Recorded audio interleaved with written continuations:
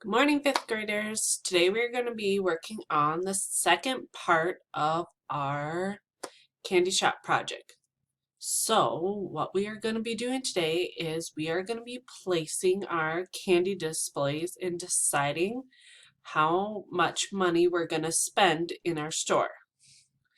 So we'll open up our My Candy Store document. Remember, it's under your assessment part of your Google Classroom, and you're going to scroll down because all of your part 1 should be done by now, and we're going to be looking at part 2 today.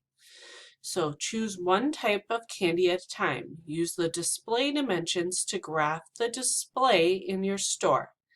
Add as many different types of candy displays as fit in your store, but don't forget to leave room for customers to walk. So that's very important. So we have to think, how much room do we need in our aisles? I know it might have been a while since some of you have been to stores, but think about how much room do they give you to walk between the displays in the store? And think about it, different parts of the store have different spaces, a different amount of space in between their displays depending on what they're displaying. So think about, you're going to be working with candy. How much room are you going to need to leave people to get the candy off the shelves?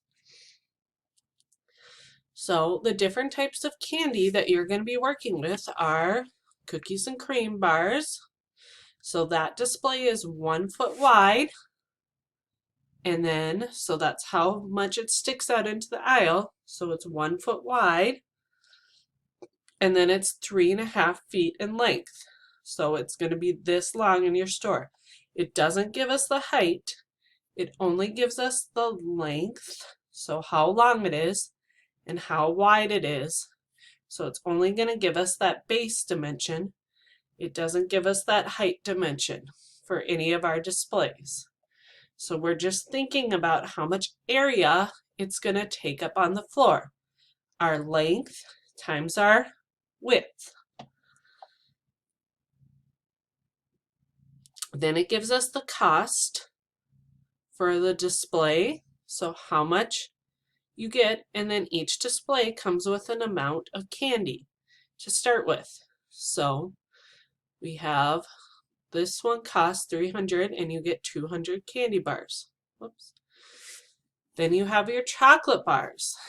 That has a width of 1.5 feet. So it's, once again, this one had only 1 foot. So the chocolate bar one is a little bit wider. So it goes out another 1/2 foot out into the aisle. This one costs a little less. It's only 120 and you get 300 candy bars.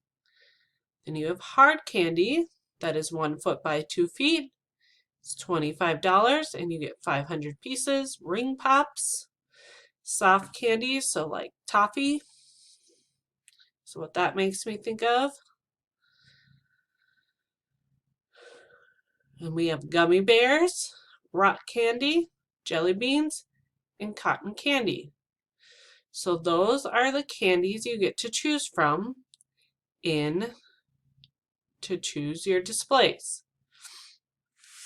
So what I want you to do first is I want to set a budget for yourself, for your candy store.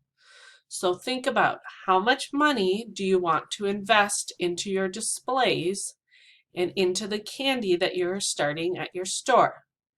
Now it's not going to be a small number.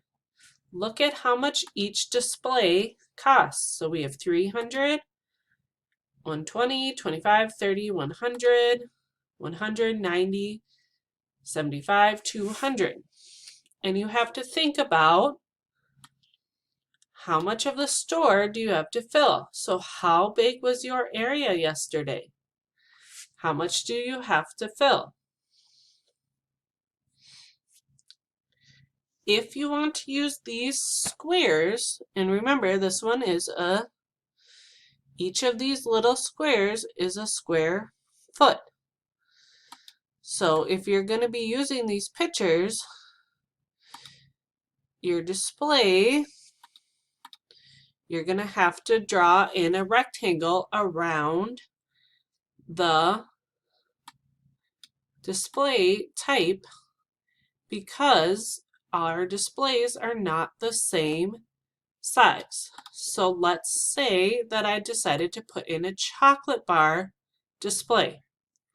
It is 1.5 feet by 4.5 feet.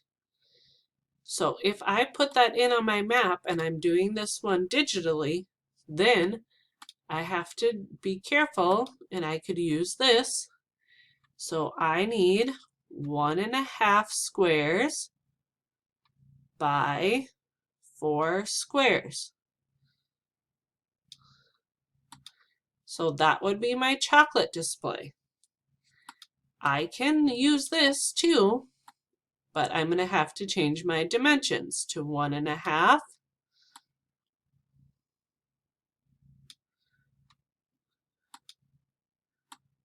by 4 squares. Oops, 4, not 5. Then I know that that's a chocolate one. And if you want more of these, remember you can always go copy, paste. Or I can copy and paste once I have my size figured out too. So that shows that's how much room that chocolate display is going to take up in my store. So it's going to take up 1.5 feet wide by 4.5 feet long. So remember, somewhere in here you should also have your checkout counter or checkout counters. So think about how much you want to display and how many of each display you want. So let's say that I chose my display, I chose chocolate bars.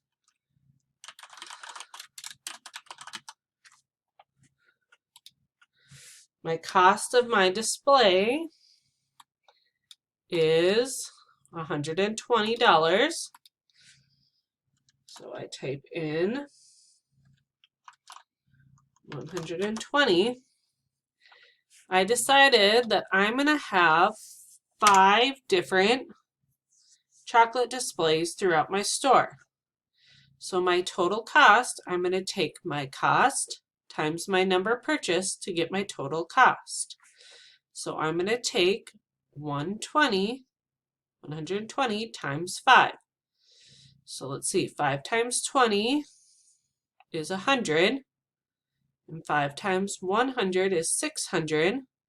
So my total cost would be $700. So look at that. I am already up to $700 and I've only done one display. So I want you to think about, what is your budget going to be? How much are you going to give yourself to spend? And then I want you to see if you go over or if you stay under once your store is filled. So don't worry about going back and adjusting your budget. I want you to think of that number right away. And I just want you to see what happens when you start actually filling up your store. So that is our main goal today, is you're going to be laying out your store and choosing your displays. So it says part 2. Whoops, move myself. Use the rectangle tool to create your layout. You'll need a checkout stand, displays, and any other furniture you'd like in your store. Use the dimensions listed in part 2 to draw your displays to the correct size. Delete this box before beginning. Well, I moved it over, so you don't have to delete this box. Drag and drop the candy pieces from the left margin to label your displays. You can resize them to fit better. So just like I showed you, you can resize them to match your displays. So if you don't want to draw boxes for your displays, you can resize these pictures to mark your different candy displays. But if this was my checkout counter, let's say this is my checkout counter up front, I might want to label this checkout counter. So I can edit text or add text. I can write checkout.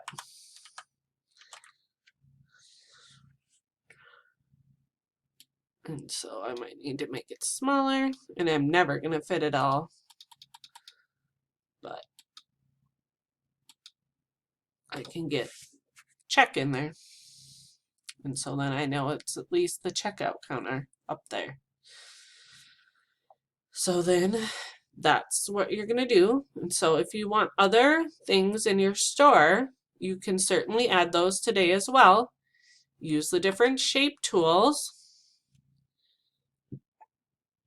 And if you want to, you can always create a key over here about what the different shapes represent. So let's say maybe you want a round table somewhere in your store, and so you're going to put a circle. Then I might label it table.